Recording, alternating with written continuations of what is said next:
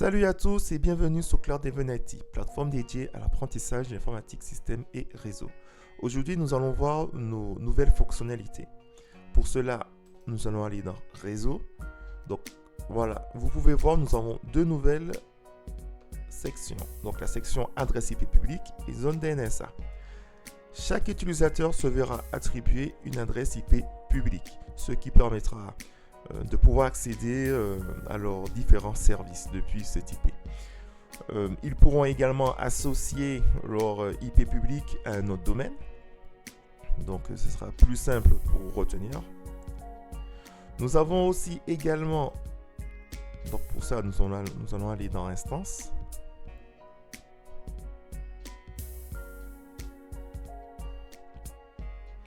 Chaque instance maintenant a son firewall attribué. Donc, si je clique sur ce bouton-là, on peut ajouter du coup des règles pour l'instance WinPro. Donc ce sera au choix. Hein, si vous voulez bloquer du TCP ou autoriser, qu'importe. Donc voilà, vous pouvez faire vos différentes règles et les appliquer soit sur l'instance ou soit sur toutes les instances. Nous pouvons maintenant aussi également faire du SSH. Donc, comme les différents clouds qu'on peut trouver, AWS, OpenStack. Voilà. Donc, on peut faire aujourd'hui du SSH avec une clé publique-privée. Donc, pour cela, on va ajouter une nouvelle instance, donc un template. Donc, ça fonctionne que sur les templates.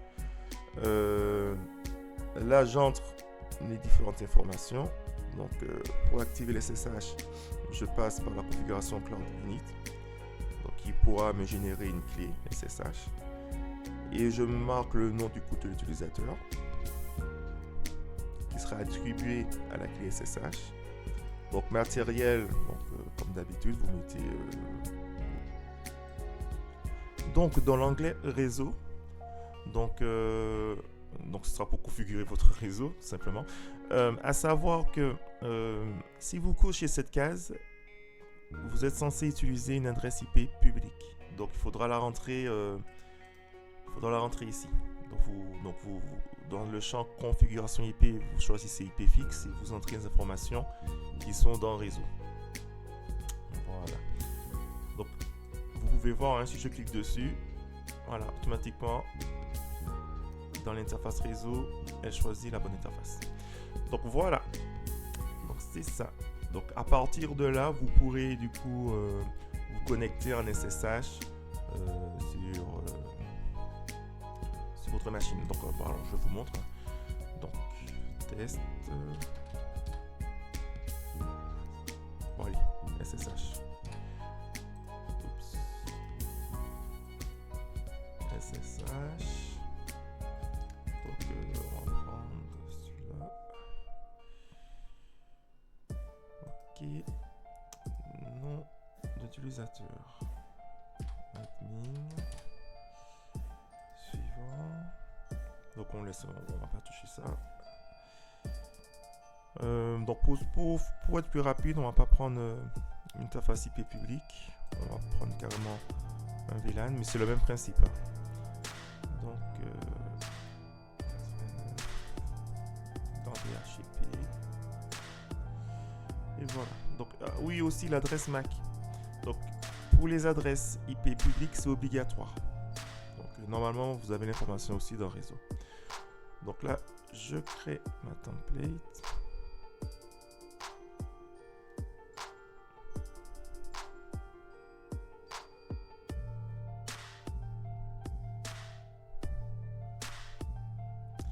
Et voilà.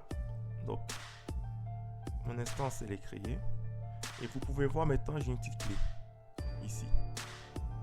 En fait, en gros, c'est le seul template qui a été créé. Ça permet aussi de différencier.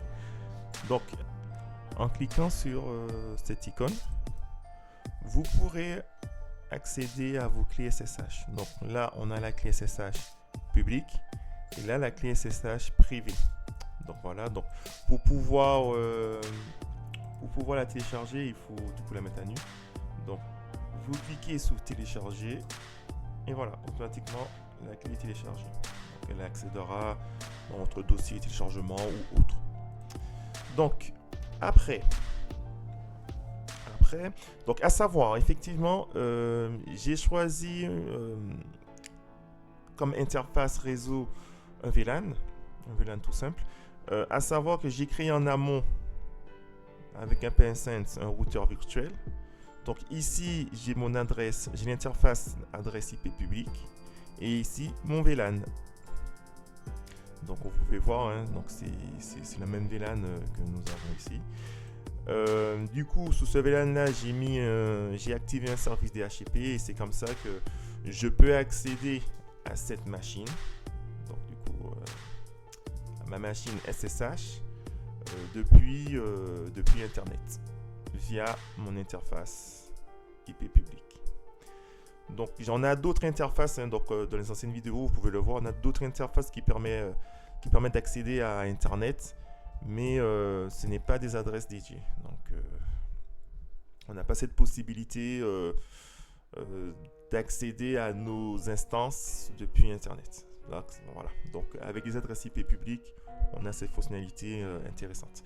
Donc voilà, c'est ça. Donc, pour voir l'adresse aussi IP publique, plutôt l'adresse, autant pour moi, l'adresse IP, tout simplement, interne. Donc, il faudra cliquer sur métrique. Donc voilà, ici vous pouvez voir. Voilà. Donc imaginons c'est marqué indisponible, il faudra juste actualiser. Et cette fonctionnalité de pouvoir voir l'adresse IP publique, l'adresse IP interne, en fait, c'est seulement pour les templates. Si vous voulez l'ajouter pour les ISO, il faudra installer sous votre instance Windows ou Linux l'agent QEMU. Voilà, l'agent QEMU. Voilà, à ce moment-là, vous pourrez également aussi voir depuis les métriques votre adresse IP. Voilà, donc pour moi, c'est tout pour aujourd'hui. Donc, j'espère que cette vidéo vous a plu. Si vous avez des questions et autres, n'hésitez pas à me contacter et je vous répondrai avec plaisir. Allez, au revoir.